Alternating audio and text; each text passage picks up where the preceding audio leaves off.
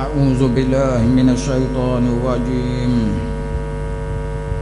بسم الله الرحمن الرحيم. السلام عليكم ورحمة الله تعالى وبركاته. الحمد لله رب العالمين وبه نستعين والصلاة والسلام على أشرف الأنبياء والمرسلين وعلى آله وصحبه أجمعين ولا حول ولا قوة إلا بالله العلي العظيم. أما بعد. Yang dimuliakan Tuan Imam, seterusnya tuan-tuan dan puan-puan muslimin dan muslimat yang dirahmati oleh Allah sekalian. Alhamdulillah tuan-tuan, kita berjumpa lagi malam ini. Mana tajuk kita malam ini sama, itu amalan yang sepatutnya dilakukan pada hari yang pertama kelahiran bayi. Pada minggu yang lepas tuan-tuan, kita telah pun membicarakan tentang upacara dan amalan membelah mulut.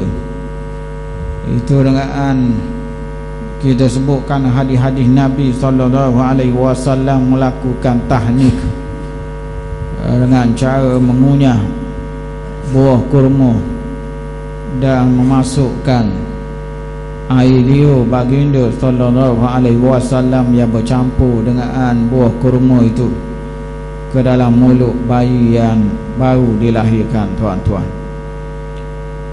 Pada malam ini yang kita nak bawakan tuan-tuan ialah tentang memberi nama yang baik pada hari kelahiran bayi.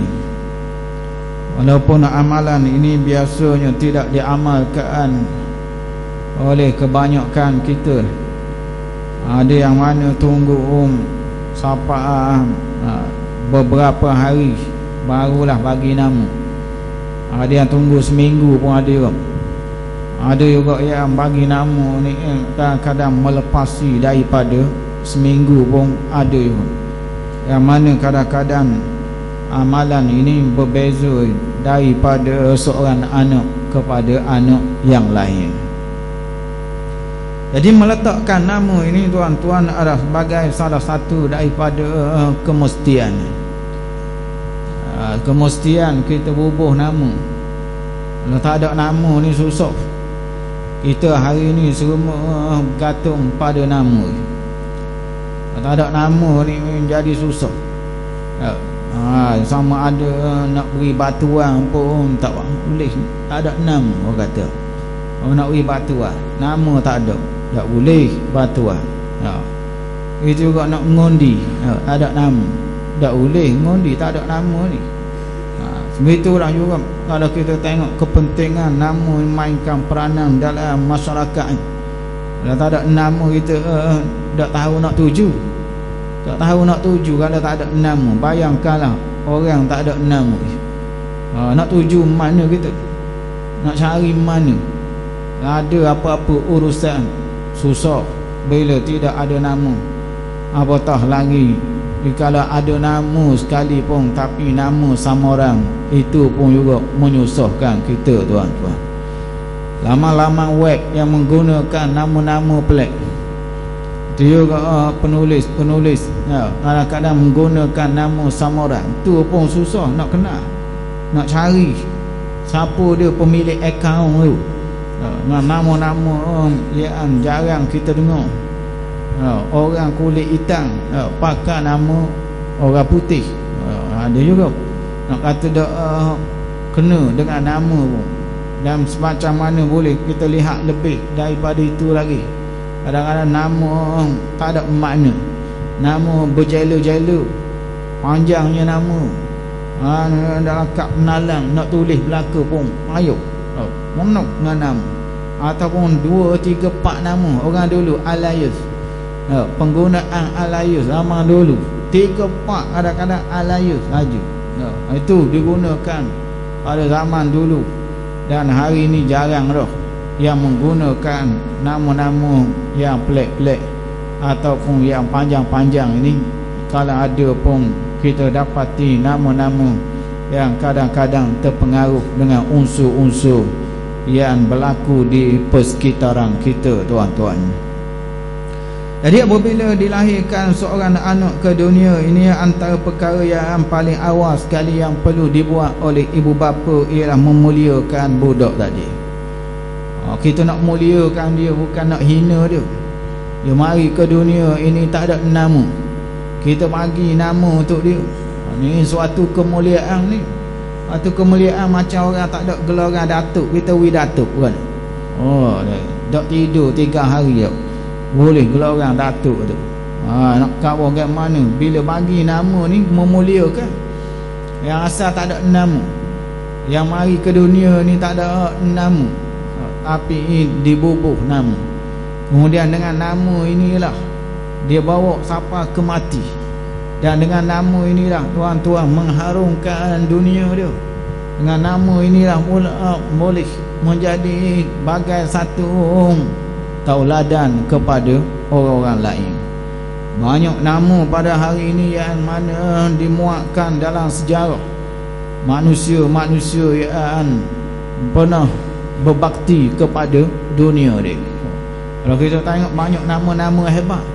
Sama ada nama-nama pemimpin, nama-nama artis ataupun juga selebriti, nama-nama atlet tu. Kemudian lagi ada lagi nama-nama seniman, nama-nama lain lagi yang melibatkan pada orang berilmu yang memberikan sumbangan dalam kehidupan kita untuk generasi dari zaman berzaman. Nama-nama ini kekal, ditulis bahkan di beberapa buah tempat, umpamanya dibuatkan khos nama-nama hebat ni, dijadikan mozaik bubuk atas tanah. Kemudian diletakkan tanda apa dia jasa yang pernah dibuat. Begitu juga kurang-kurang kalau tidak jasa pun dibubuh di batu nisan, tuan-tuan. Inilah kepentingan nama dalam kehidupan ini, yang mana pada malam ini kita nak tengok apa dia panduan Nabi SAW di sebalik daripada meletakkan nama kepada bayi ini, tuan-tuan. Jadi apa yang perlu kita faham daripada amalan yang mana diamalkan pada hari ini ialah kita alhamdulillah meletakkan nama untuk anak-anak kita, yang mana ianya adalah sesuai semacam mana Allah Subhanahu wa taala sendiri, tuan-tuan, menyuruh kita bila nak panggil dia, panggil nama yang molek. Allah Taala pun ada nama, tak usah orang, Allah Ta'ala pun ada nama. Jadi bila nak panggil Allah Ta'ala ni, dia suruh panggil dengan nama yang molek. Orang pun begitu juga. Lalu Allah Ta'ala memerintahkan dalam Al-Quran, dalam surah antaranya dalam surah Al-A'raf, di mana Allah Subhanahu wa taala mengatakan walillahil asmaul husna fad'uhu biha. Dan bagi Allah Ta'ala itu ada nama-nama yang baik. Allah ada nama yang molek, nama yang baik, maka serulah dia dengan nama-nama yang baik itu. Ini arahan daripada Allah Ta'ala sendiri. Kalau dia ada nama molek, panggillah Tuhan dengan nama yang baik tadi. Jadi bersempena dengan arahan Allah Ta'ala inilah juga kita menggunakan nama manusia pun dengan nama yang baik juga, kerana menjadi tauladan daripada arahan Allah Ta'ala tadi yang meminta supaya kita panggil dia dengan nama yang baik. Maka makhluk hamba-hamba dia pun samalah, kita kena baikkan nama, kita kena panggil dengan nama yang baik, kerana ia adalah salah satu daripada tauladan yang boleh kita ambil daripada perintah Allah Ta'ala tadi. Nama yang baik ini tuan-tuan ialah nama yang mana daripada pertama kali kita dengar dah terasa nama tadi. Makna kali pertama kita dengar nama pun kita rasa ada harga nama tadi. Tu nama yang baik lah tu. Nama yang mana pertama kali kita dengar teringat. Nama yang mana kali pertama kita dengar bekat di hati. Nama yang mana kali pertama kita dengar, kita pun memahami bahawa nama ini nama yang besar dalam hidup kita tuan-tuan. Dan yang keduanya, yang mana ia adalah sebagai nama yang memuliakan orang. Jadi mulia. Budak yang dinamakan tadi tu jadi mulia. Dia bawa nama tu pergi ke mana-mana, orang dak gelar dia, orang dak ejek dia. Tu nama yang mulia. Dengan pembawaan nama tadi sampailah ke akhirnya dia mati dalam keadaan mulia. Nama dia mulia, nama dia dia boboh di tugu-tugu peringatan. Sengahnya dia boboh di batu nisan pula. Sengahnya kadang-kadang nama ini diracu oleh orang yang mari kemudian bahawa nama-nama ini adalah nama yang bukan sembarangan, pernah mengharumkan dunia kita, pernah mengharumkan negara kita tuan-tuan. Ini nama yang kita kata di sebalik nama dia membawa watak-watak yang berbeza-beza di atas dunia kita ini. Lalu Allah Subhanahu wa taala telah mengarahkan kita supaya memanggil dia dengan nama-nama yang baik dan meninggalkan orang yang mana syirik pada nama-namanya. Namun demikian tuan-tuan, bila kita melihat dalam amalan Nabi sallallahu alaihi wasallam, kita dapati baginda tu memilih nama-nama yang baik untuk anak-anak baginda. Kalau kita tengok nama anak Nabi, anak Nabi kita tengok nama anak-anak dia, masing-masing boleh tahu, ingat apa nama anak-anak Nabi tau. Ada orang tak tahu nama anak Nabi ni, tu bahaya tu. Kerana fardu ain kita mengetahui nama anak-anak Nabi ni, fardu ain, supaya kita boleh kenal Nabi Muhammad ni adalah Nabi yang ada anak gini-gini. Kalau orang lain nama Muhammad tapi anak dia dah gitu, bukan Nabi lah tu. Kita boleh beza Nabi ni dengan nama-nama anak yang diberikan oleh Nabi sallallahu alaihi wasallam. Semacam mana tuan-tuan kalau kita tengok ramai yang mengikut nama Nabi kita sallallahu alaihi wasallam selepas baginda. Kalau kita tengok bagaimana nama yang dipilih oleh Nabi adalah nama yang baik-baik. Kemudian lepas Nabi kita mati, ada orang yang pakai nama dia. Dan lepas daripada itu, kita dapati hari ini kebanyakan orang kita pakai nama Nabi kita. Tu alhamdulillah, perkembangan yang baik. Walaupun dia nak reka nama apa-apa sekalipun, kurang-kurang boboh juga Muhammad depan bagai tanda ambil berkat dan juga menghormati, menyanjungi dan mengagumi pribadi Nabi sallallahu alaihi wasallam. Ada dalam suatu riwayat yang dikeluarkan oleh Abu Ya'la tuan-tuan dalam musnadnya, diriwayatkan daripada Muhammad bin Hanafiyah daripada Sayyidina Ali radhiyallahu anhu. Katanya Sayyidina Ali pernah meminta izin Rasulullah sallallahu alaihi wasallam jika dia mendapat anak selepas itu, dia akan menamakan dengan nama Nabi dan gelarannya dengan gelaran Nabi. Cerita bagaimana orang minta izin nak beri nama Muhammad. Pada zaman Nabi dibimbangi, takut jadi masalah beri nama Nabi ni. Aku ada orang yang kelabu asal yang guna nama Nabi untuk tujuan yang salah. Jadi atas dasar inilah Sayyidina Ali dia minta izin dengan Nabi SAW. Kalau ada anak lagi lepas daripada Nabi kita wafat, dia nak beri nama Nabi kita, dia nak beri gelaran Nabi kita, supaya dia dapat ikut nama-nama yang baik ini. Ni cerita macam mana di zaman Nabi kita dah ada dah. Sayyidina Ali mari minta dengan Nabi nak beri nama anak dia dengan nama Nabi. Fakanat rukhsatan min Rasulillah sallallahu alaihi wasallam. Ia adalah sebagai rukhsah, ia adalah sebagai rukhsah yang diberikan oleh Nabi, keringanan yang diberikan oleh Nabi sallallahu alaihi wasallam. Namanya diberi nama Muhammad dan gelarannya dinamakan Abu Al-Qasim. Ini cerita bagaimana nama yang mana diberikan oleh ibu bapa di zaman Nabi lagi, mereka nak cari nama yang paling baik sekali, tuan-tuan. Riwayat Abu Daud pula dan juga Al-Imam An-Nasa'i yang mengeluarkan sebuah hadis daripada Abu Wahab Al-Jushami, di mana qala Rasulullah sallallahu alaihi wasallam, baginda Rasulullah sallallahu alaihi wasallam bersabda, katanya, tusammu bi asma'i al-anbiya, namakanlah dengan nama-nama nabi-nabi.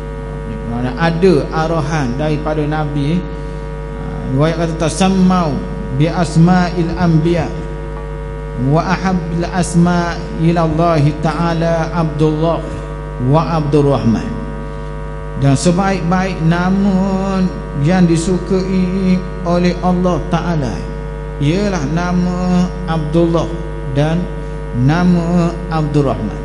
Tu menunjukkan bahawa nama ni bukan bahar gambar. Dalam bab nama ni kita tak boleh bahar gambar. Dia ada panduan, dia ada peraturan dia. Di malangnya bagi kita orang Islam hari ni menganggap perkara ni perkara remeh saja. Berilah nama apa pun tak ada masalah. Padahal benda ini benda yang ada dalam hadis Nabi, panduannya dah ada, peraturannya dah ada. Itu baginda kata, namakanlah dengan nama-nama Nabi. Beri nama dengan nama-nama Nabi. Dan sebaik-baik dan yang paling disukai di kalangan nama-nama yang banyak ini di sisi Allah ialah Abdullah dan Abdurrahman. Ini dua ni yang dijelaskan oleh Nabi. Wa asdaquha, dan nama yang paling benar sekali. Mana nama tu betul, nama tak nipu, nama yang hak, yang benar ialah bernama Haris dan juga Hammam. Tu nama yang molek, tuan-tuan. Kalau kita nak beri nama Haris, nama Hammam. Yang paling buruk kata Nabi kita ialah nama Harb dan nama Murrah. Makna dia pun teruk, tuan-tuan. Ini yang diriwayatkan oleh Al-Imam Abu Daud dan juga Imam Nasa'i. Yang seterusnya Abu Daud menambah lagi daripada Abu Darda juga, mana baginda Nabi SAW bersabda, kamu akan diseru pada hari kiamat dengan nama-nama kamu dan nama-nama bapa-bapa kamu. Oleh itu perbaikkanlah nama-nama kamu. Ni hadis yang sahih. Jadi daripada riwayat ni apa yang boleh kita faham pada malam ini? Pertama sekali yang boleh kita faham di sini bahawa nama mesti dibubuh. Mesti dibubuh nama. Bila ada anak kena bubuh nama. Tak boleh sama sekali kita abaikan. Bahkan mengikut kepada peraturan negara kita pun kena tanah cacar. Kau boleh panggil? Ya. Tanah cacar. Dulu dah masa 60 hari je nak tanah cacar. Datang jugalah.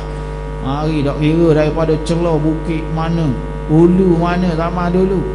Ada kadang nak boleh mari ke bandar jabat polis sama dulu.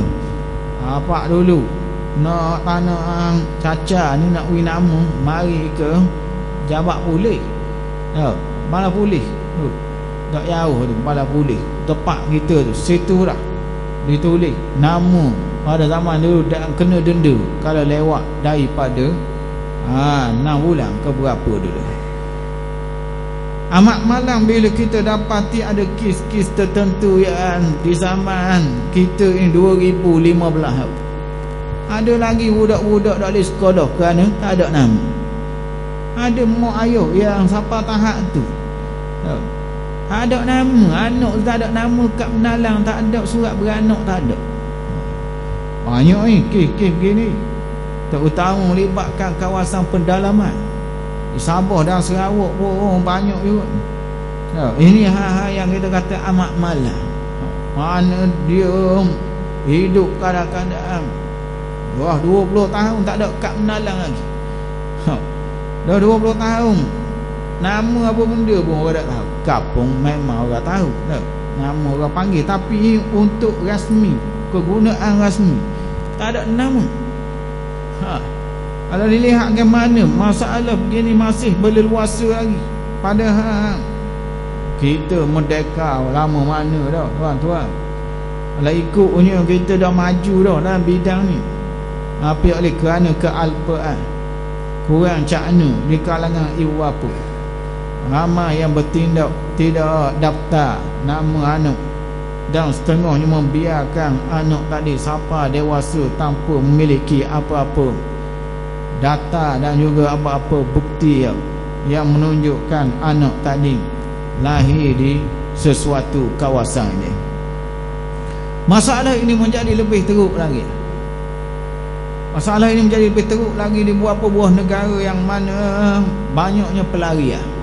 Masalah itu, masalah pelarian kerana perang, kerana lari daripada tempat masing-masing. Tak tahu nama dah, capur ada tahu dah, mari mana asal usul mana, mari kemudian pertubuhan bangsa-bangsa bersatu berikat pula, duduk bawah kad UNCHR apa, bawah tu pula ni, kerana tak tahu nama. Anak-anak yang lari dari Burma tau, kaum apa Rohingya, tak ada nama, tak tahu. Sampai kampung kita ni barulah daftar nama pula setengah je. Kisah tahap sedemikian ni amat malang. Dalam dunia hari ini ada orang Islam kita siapa tak tahu nama anak tadi kerana akibat daripada krisis dan pergolakan yang berlaku di tempat mereka. Dan lebih malang lagi apabila orang-orang Islam kita ini memberi nama hak teruk pada tu. Hak beri nama pula beri nama hak teruk. Tadi tak ada nama langsung. Ni hak teruk. Nama yang tidak pernah, kalau kita tengok, tidak pernah nama itu diguna dalam sejarah orang Islam. Nama yang kadang-kadang kita kata tak ada makna, nama pasif, nama yang ada syirik, kadang-kadang pun diguna pakai oleh orang Islam sendiri. Yang mana keadaan begini berleluasa di negara-negara bukan seperti negara Arab ni pun ada. Negara Arab ada yang menamakan Abdul Nabi je pun ada. Abdul Nabi, hamba Nabi, tu pun ada nama begitu. Nama yang kerana kita kata menjadi suatu persoalan besar. Apa yang dikehendaki di sebalik nama Abdul Nabi tadi. Ini tidak termasuk lagi dengan ada keadaan nama yang mengandungi unsur-unsur yang tidak baik, tuan-tuan. Jadi dalam hal-hal beginilah Nabi SAW memberi panduan kepada kita sebagai ibu bapa. Mungkin kita tak tahu nak pilih nama ni. Bagi ibu bapa memanglah yang baru-baru nikah dia tak tahu nak pilih nama anak dia. Setengah-setengahnya tanya orang alim, alhamdulillah. Dan hari ni pun panduan nama-nama yang baik pun telah ditampar di hospital. Diberikan panduan nama-nama yang baik, nama bagus bulan ni apa benda, nama-nama. Setengahnya telefon tanya orang-orang berilmu nama apa yang bagus. Ini pendekatan yang baik. Tapi bagi hak tak heran langsung, Bagi yang tak ada apa-apa rasa harga pada nama tak ni tuan-tuan, boboh. Asalkan boleh. Dan setengahnya kita dapati nama orang perang boboh pada hak lelaki.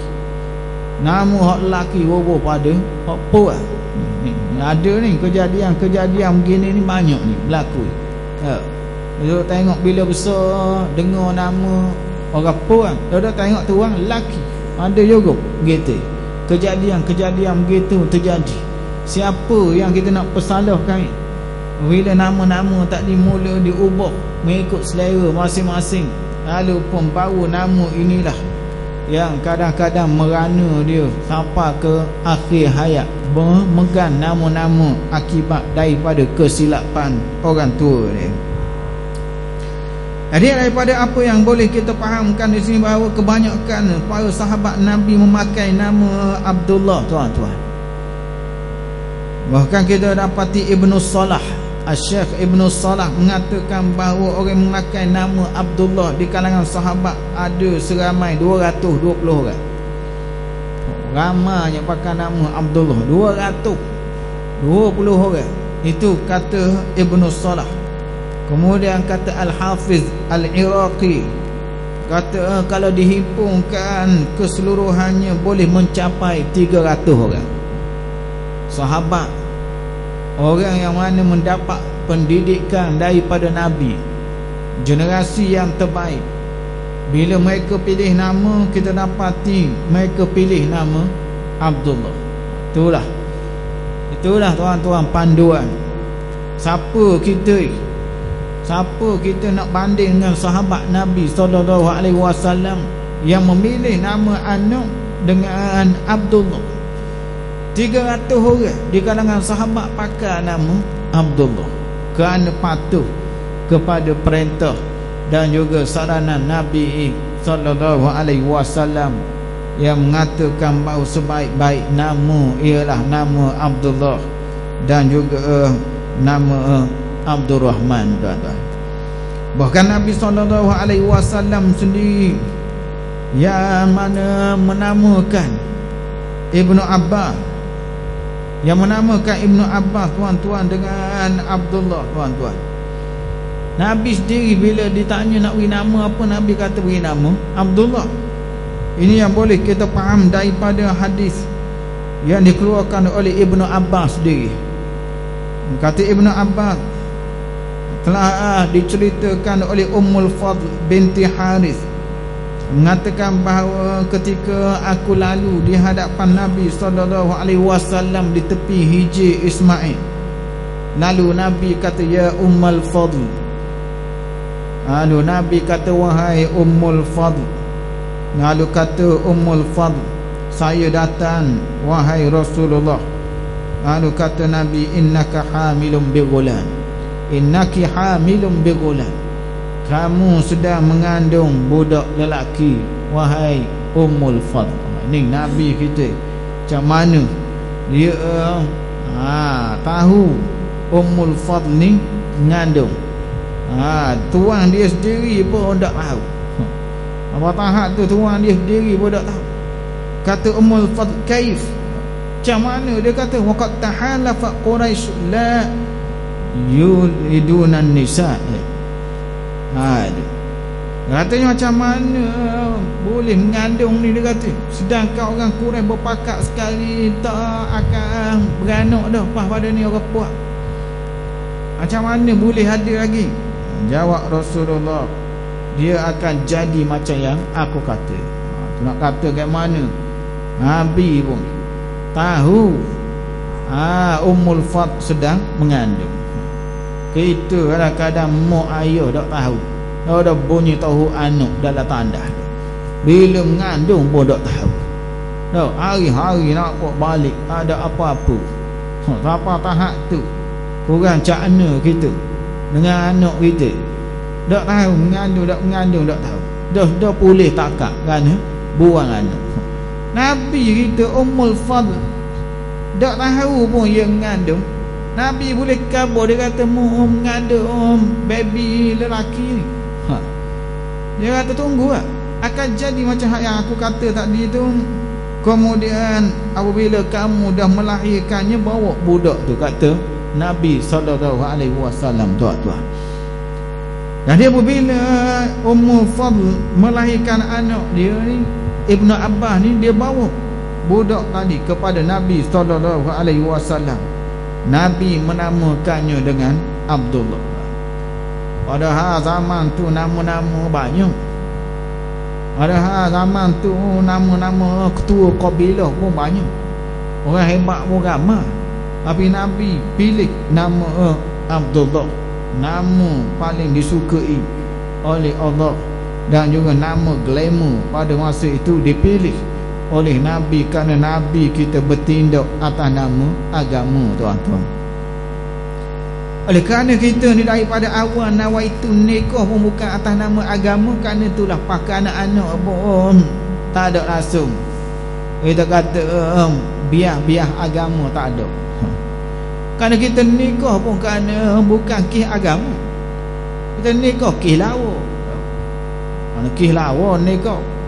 Wala uduh. Di Cina mak ayah dia nak wira uduh, dia selam kepala dia dalam sungai. Mana malu. Polis pula pergi selamat dia, kan nak bunuh diri dia. Dia kata hak uduh tam nak kabur. Kita nikah kerana lawa. Pekat awal nawaitu nikah pun tak kena dah, kerana nak hak lawa punya pasal. Jadi bila boleh anak cari nama hak lawa. Yo, cari nama hak lawa, bagi dia kuasa lawa. Kadang-kadang kita kata kita pun tak faham. Yo, setengahnya minta wak maya ajak. Wak maya ajak tulis nama anu, suruh Ustaz Maya. Allah, nama macam nama robot bro. Nama robot SY5 tau. Dia tu tau nama. Dia kata tak iman nak Maya ajak pun payah. Biasa nak doa nama tu, nak sebut pun tak apa kena dah. Kadang-kadang namanya peliknya rakung ke dia. Ni dia kata jadi susah. Aduh, susah untuk kita ni nak panggil pun payah. Maya ajak kau payah. Nak kamu bagaimana nama tu sendiri nak disebutkan, jadi susah tadi. Jadi tuan-tuan yang bila kita lihat di sini bagaimana Nabi SAW zaman ni bukan tak ada nama. Orang hebat-hebat zaman dia ada. Ramai orang hebat-hebat zaman dia boleh pilih. Orang yang jadi ketua kabilah zaman dia ramai. Ataupun kaki-kaki ketua perang ramai zaman dia. Kalau kita nak kata orang yang masyhur ramai, bukan tak ada orang zaman Nabi, tapi dia pilih nama Abdullah. Dalam banyak-banyak nama di Mekah, penuh nama berapa nama di Mekah, Nabi pilih Abdullah kerana dia pilih atas nama agama punya pasal. Jadi apabila kita pilih nama atas agama ni lah dia. Bila kita pilih nak glamour, tak dah itu. Mu apa Abdullah ni? Ni nama lama dah. Dak glamour sikit nama gini. Suatu masa nanti nama gini, okey nama lama. Nama lama. Dak kena dia kata. Anak kita ni hijab besar-besar, nama loh gitu ya dah. Tak apa kena dia kata. Patutnya nama hebat. Setengahnya tak kena dengan nama tu, dengan jawatan kadang-kadang siapa tahap tu nya komen nama orang. Allah dia kata nama barangan sangat, tapi tuang tu hebat dia kata. Nama lama dia kata. Setengah-setengahnya. Kalau kita tengok pramugari tau. Nama apa awak ni? Nama awak. Kadang-kadang nama bunga pun ada. Melo nama gitu. Orang kerja pramugari tau. Nama lama. Nama bunga-bunga zaman dulu. Kadang-kadang tu wujud nama bunga-bunga dulu. Orang nama Natang pun ada juga. Ni boboh dia. Ada. Wahai nama-nama Natang ni boboh dia. Setengahnya kadang-kadang Rima pun ada nama.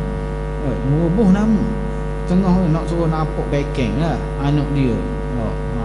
Mang Rima nama tu. Asang anak Rima. No. Asang anak Rima tu. Jorak tarikat ratib di sebelah bacuk tanah merah. Asang anak Rima. Tu baru anak. Ibu dah apa lagi. No, baru anak baru tu. Kata kadang-kadang nama panggilan tu diberikan dengan Natal. Kita bukannya orang bukan Islam, orang bukan Islam tak apa. Nak beri nama Natal tau. Ramasami tau.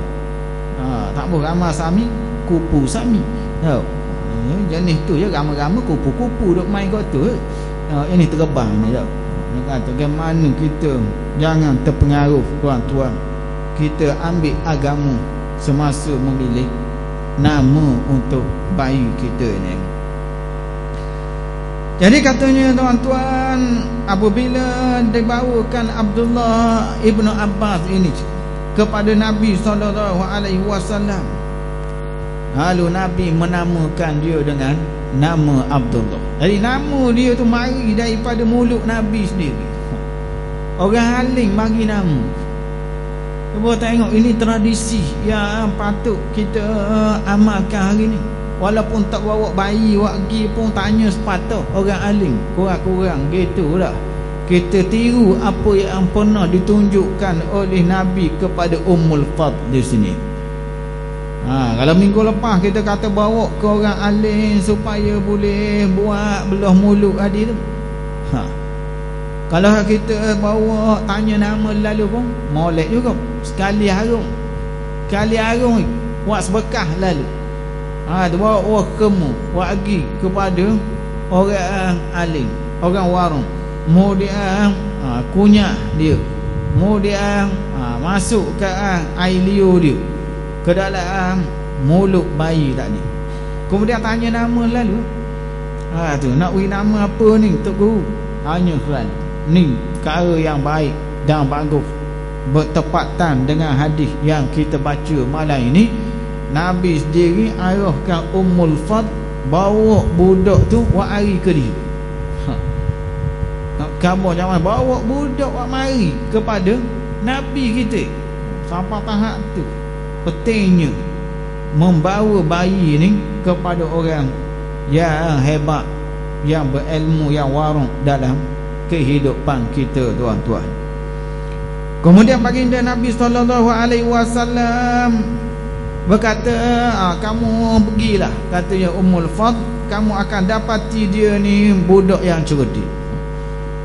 Tengok Nabi sendiri bila cakap, Nabi cakap hak positif, mu akan dapatinya budak yang cerdik, dia kata.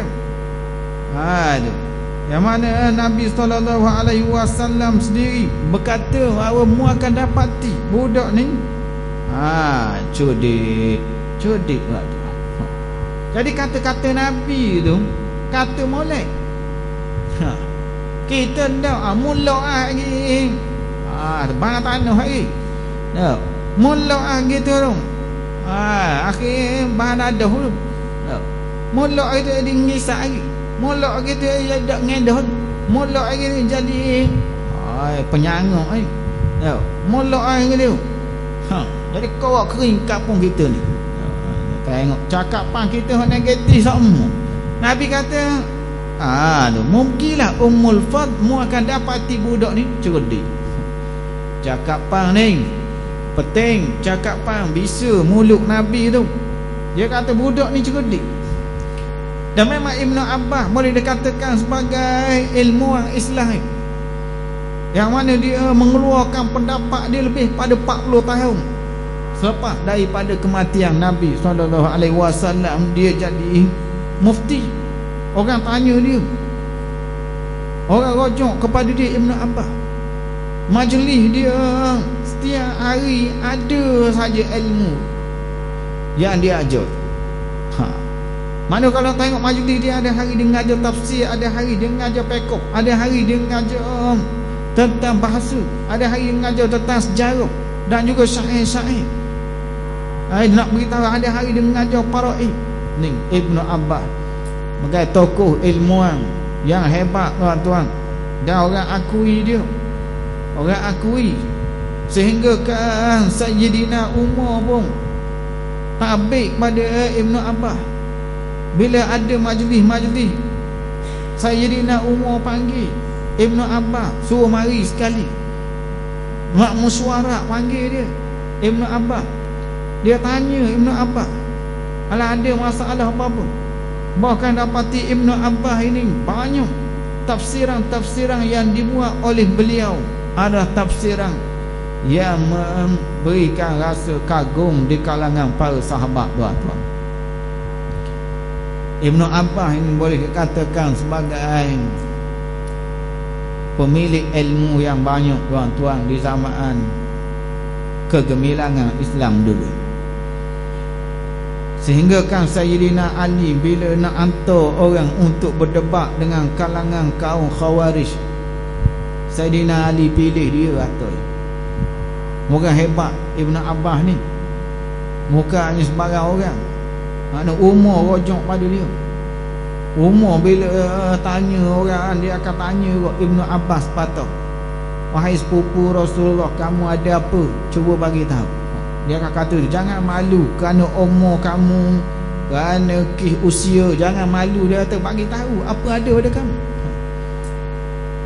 Sayyidina Umar pernah tanya dia tentang bila malam Lailatul Qadar. Sayyidina Umar tanya habis, siapa dia yang ada maklumat Lailatul Qadar, bagi tahu. Semua bagi tahu. Sayyidina Umar kata, aku kurang puas hati. Kamu pula Ibnu Abbas, dia tanya, cakap bila? Kerana dia segar depan orang tua, senyap dia.